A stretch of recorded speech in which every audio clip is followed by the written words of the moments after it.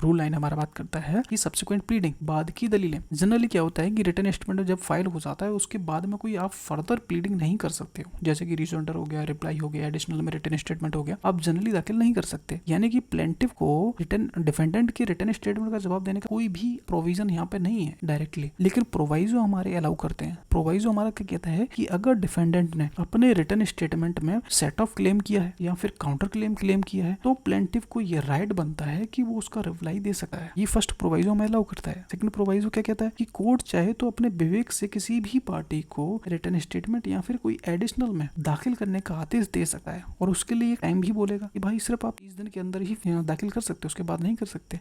Hello everybody, welcome back this channel. तो अपन CPC पढ़ रहे थे। सीपीसी में ऑर्डर 8 अपना चल रहा था और आज अपन पढ़ेंगे रूल 9 और रूल 10। दो रूल आज देखते हैं, जितना हो पाता है उतना करेंगे क्योंकि थोड़ा बड़ा है तो इसलिए टाइम लगेगा। अब रूल 9 हमारा क्या बात करता है कि रूल 9 हमारा कहता है कि सब्सिक्वेंट प्लीडिंग की बात कर रहा है, यानी कि बाद की दलीलें। ये वो बाद नहीं है, सूट वाला नहीं है, ये बाद है नेक्स्ट वाला।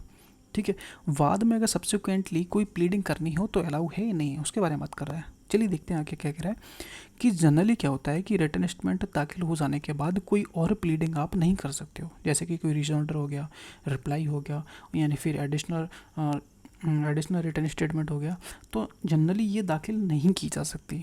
अब रीजॉइंडर का मतलब क्या है, मैंने लिख दिया है, थोड़ा क्लियर हो जाएगा कि जब प्लेंटिव डिफेंडेंट की रिटन स्टेटमेंट का फर्दर जवाब देता है तो उसे प्रैक्टिकली रीजॉइंडर कहा जाता है।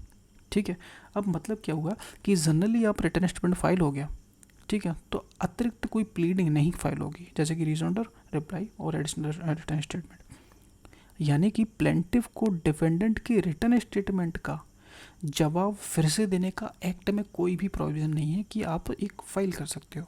सीधी सीधी बात इसलिए है कि जब एक वादी ने सूट फाइल किया, डिफेंडेंट के पास पहुंचा, डिफेंडेंट ने रिप्लाई भेजा अपना, अब तुम उस रिप्लाई जो अपना रिटन स्टेटमेंट है उसको पढ़ के फिर से एक रिप्लाई भेजना चाहते हो तो वो अलाउ नहीं है।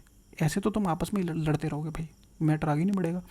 तो इसलिए इसको प्रिवेंट करने के लिए ये चीज़ है यहाँ पे, लेकिन अलाउ तो नहीं, जनरली दाखिल नहीं कर सकते हो। लेकिन कब कर सकते हो? प्रोवाइजो, दो प्रोवाइजो हैं। फर्स्ट प्रोवाइजो कहता है कि अगर डिफेंडेंट ने सेट ऑफ और काउंटर क्लेम में से कोई भी एक अपने रिटन स्टेटमेंट में अगर क्लेम किया है तो प्लेंटिफ को उसका रिप्लाई देने का अधिकार है, यानी कि उसका रिटन स्टेटमेंट दाखिल करने का अधिकार है। यानी कि वो रिप्लाई कहा जाएगा जब रिटन स्टेटमेंट होगा तो, क्योंकि इनको प्लेंट कहा जाएगा दोनों। जनरल में बताते चला रहा हूँ स्टार्टिंग से।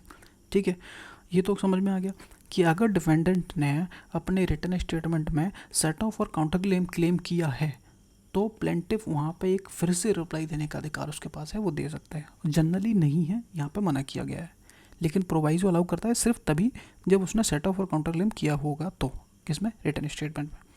प्रोवाइजो सेकंड कहता है कि कोर्ट चाहे तो अपने विवेक, डिस्क्रिशन पावर यूज़ करके कोर्ट किसी भी पार्टी को रिटन स्टेटमेंट को या फिर एक एडिशनल रिटन स्टेटमेंट को दाखिल करने का आदेश दे सकती है, लेकिन कोर्ट एक समय सीमा तय करेगी, जैसे कि अधिकतम 30 दिन के अंदर अंदर आपको ये फाइल करना होगा। किस तरीके से ये काम कर रहा है वो देखिए। लेकिन अगर कोर्ट को लगता है कि न्याय के लिए ज़रूरी है कि उसमें एक एडिशनल रिटन स्टेटमेंट होना चाहिए या फिर कोई रिटन स्टेटमेंट फाइल होनी चाहिए, तो कोर्ट अपनी डिस्क्रिशन पावर यूज़ करके अनुमति दे सकता है।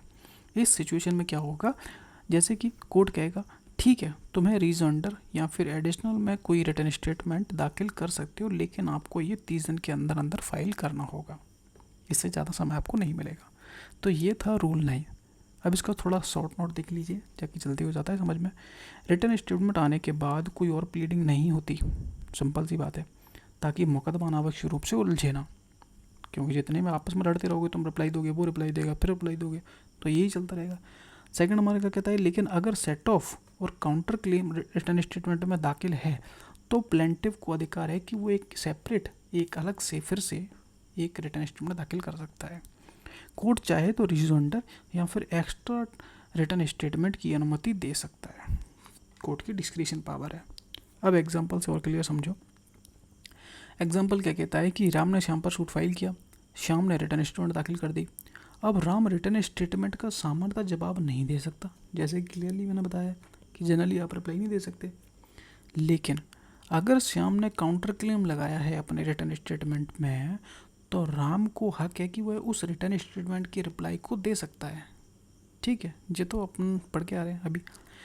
और क्या है कि अगर कोर्ट को लगता है कि विवाद सही तरीके से स्पष्ट नहीं हुआ है तो राम को कह सकती है कि वह एक रीजोंडर लिख कर दे सकता है। कोर्ट इसके लिए 30 दिन अतिरिक्त समय भी आपको दे सकती है।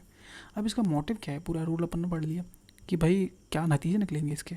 देखो कि रूल 9 हमारा कहता है कि मुकदमे की प्लीडिंग को सीमित और नियंत्रित करना है ताकि मुकदमा फालतू की रीजोंडर और रिप्लाई से भर ना जाए। तो ये था हमारा रूल 9। एक बार और क्लियर कर देते हैं कि सब्सिक्वेंट प्लीडिंग की बात कर रहा है रूल 9 में। रूल 9 हमारा बात करता है कि सब्सिक्वेंट प्लीडिंग बाद की दलीलें।